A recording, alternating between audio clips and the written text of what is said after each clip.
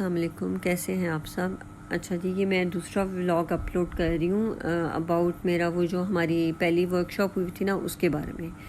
तो मेरे पास इतनी डिटेल्ड वीडियोस तो नहीं है उनके बारे में, लेकिन वो हैं, लेकिन उसमें ना इतनी वो मैंने वीडियोस नहीं बनाई थी क्योंकि फ़ीमेल डिपार्टमेंट में थी मैं, तो वो मुझे अच्छा नहीं लगा कि मैं किसी की प्राइवेसी इस तरह आप लोगों के सामने करूँ। अस्सलाम वालेकुम, welcome back to my second vlog. अच्छा, ये जो आप आवाज़ें सुन रहे हैं माशाल्लाह माशाल्लाह, ये हमारी पहली वर्कशॉप थी और ये एक बाकायदा एक होटल में हुई थी और एक शादी हॉल था, उसमें इन्होंने ऑर्गेनाइज़ किया था। एसी वाला था माशाल्लाह, बहुत अच्छा इंतज़ाम, और फिर उसके बाद चाय खाने का भी बंदोबस्त था।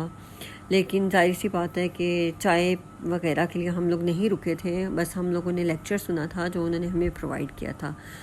तो उसमें इन्होंने ये किया था कि पहले हमें इन्होंने ये हमारा तलबिया इन्होंने हमें पढ़ाया था।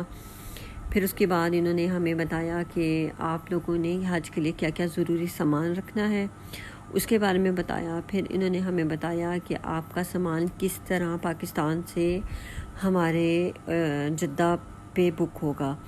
तो हमारा जो था, हमें ये सहूलत मिली थी कि हमारा जो सामान था वो जद्दा एयरपोर्ट से डायरेक्ट हमारे होटल्स में ही आ गया था। हमें एयरपोर्ट पे ढूंढना नहीं पड़ा था और हमें इस चीज़ की सहूलत मिली थी, और लेकिन प्राइवेट वालों को ये सहूलत नहीं मिली थी।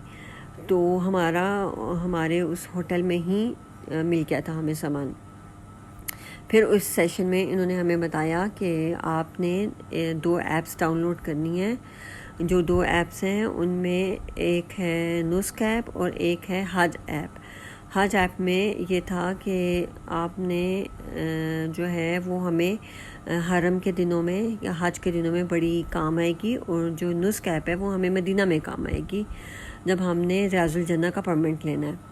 हज ऐप में ये था कि जैसे जैसे हमारे दिन करीब आते जाते थे तो अपडेट आती जाती थी कि अब किस दिन को आपका डिपार्चर होना है, किस दिन आपने वापस आना है, फ़्लाइट का सारा शेड्यूल, आपकी रूम्स का सारा शेड्यूल, और आपकी मकतब की सारी लोकेशन। और ये बड़ा था।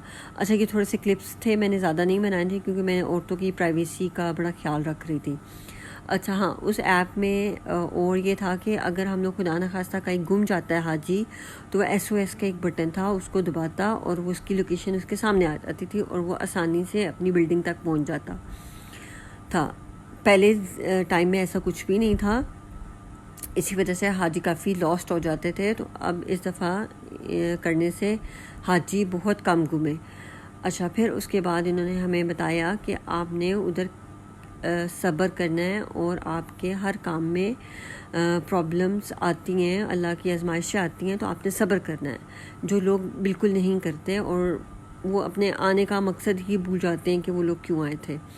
जाहिर सी बात है, आप अल्लाह के घर जा रहे हैं तो थोड़ी सी प्रॉब्लम्स और मुश्किलें तो फेस करनी पड़ती हैं।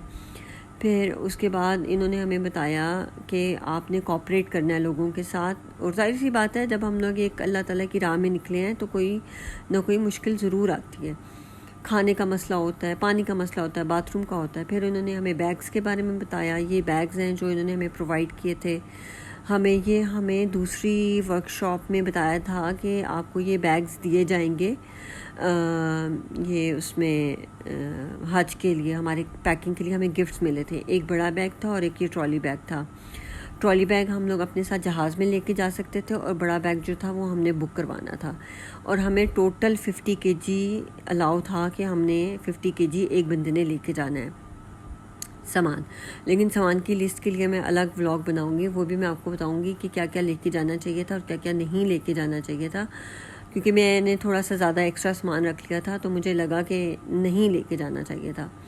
अच्छा, ये हमें बैग्स मिले। फिर मुझे एक स्कार्फ़ मिला मेरे हस्बैंड के लिए, मुझे एक एहराम बेल्ट मिली। अच्छा, ये हमारा जो हज पैकेज था ये तकरीबन 12,35,000 12,40,000 तक का था। इसमें कुर्बानी शामिल नहीं थी, हमने कुर्बानी जाके सऊदीया में करवाई थी अलग से, उसकी पेमेंट हमने अलग की थी, वो भी मैं आपको नेक्स्ट व्लॉग में बताऊंगी। अच्छा, फिर ये बैग्स हमें मिले। बैग्स के बाद हमें मिलने थे कि जिस दिन हमने अपनी दवाइयाँ पैक करवानी थी ना, उस दिन हमें अपने ये बैग्स, अपने पासपोर्ट और अपने टिकट्स लेने थे। तो ये उसी दिन हमें सारा ये प्रोसीजर करवाना था, लेकिन उससे पहले हमारी 2 वर्कशॉप्स हुई थी। वर्कशॉप में बस पहले भी वर्कशॉप में यही बताया कि आपने करना क्या है, और दूसरी वर्कशॉप में बताया कि आपने एक ऐप डाउनलोड करनी है, जो कि मैं आपको पहले बता चुकी हूँ, जिसमें हमारी बिल्डिंग नंबर और मकतब नंबर और हमारा ये सारा कुछ था, ताकि एक हाजी घूमे ना और वो आराम से अपने हज के फ़राइज़ अंजाम दे। और ये साथ साथ अपडेट होता रहता था और हमें पता चलता रहता था कि हमारी अब लेटेस्ट अपडेट क्या है। तो इसका बड़ा फ़ायदा हुआ। फिर हमारे मीना के कैंपों की लोकेशन इसमें थी। फिर इसमें SOS का एक बटन था जिसको हम लोग दबा के अपने मकतब की लोकेशन में चले जाते थे, क्योंकि फ़र्स्ट 2 डेज़ जो है हरम के, वो हमें बड़ा मुश्किल हुआ था। जब आप जाते हैं ना तवाफ़ करने के लिए, पहला उम्रा करने के लिए, तो वापसी को रात को लेट हो जाता है, तो आप ज़ाहिर सी बात है कोई टैक्सी लेते हैं तो आप ये SOS का बटन दबाते हैं और आपको लोकेशन मिल जाती है अपनी बिल्डिंग की। ये बहुत बहुत बेनिफिशियल था और बुज़ुर्गों को कहा गया था कि आप ये लाजमी सीखें ताकि आपके लिए आसानियाँ हों और हाजी गुमे ना। तो फिर उसके बाद इन्होंने हमें नुस्कैप का कहा कि नुस्कैप भी डाउनलोड करें, तो हमने नुस्कैप भी डाउनलोड की। और उसका फ़ायदा ये हुआ था कि हमने जब मदीना गए थे तो हमने रियाजुल जन्ना का परमिट लेना था, तो रियाजुल जन्ना का भी परमिट हमें आसानी से मिल जाए। लेकिन वो ऐप जो थी वो मैं आपको अगले व्लॉग में, जैसे जैसे हमारे हज की जर्नी शुरू होगी, तो वैसे वैसे मैं आपको बताती जाऊँगी कि हमने क्या क्या करना था। इन 2 हमारे सेशंस में हमें ये बताया गया था कि आपके लिए हज में ज़रूरी क्या चीज़ें लेके जानी चाहिए और क्या नहीं लेके जानी चाहिए। इन्होंने बस हमें ये गाइड किया था। और आपका सामान जो है वो कहाँ पे जाएगा, जो हमारा सामान था वो हमें होटल में ही मिला था अल्हम्दुलिल्लाह। इंशाल्लाह बाकी बातें नेक्स्ट व्लॉग में। अल्लाह हाफ़िज़।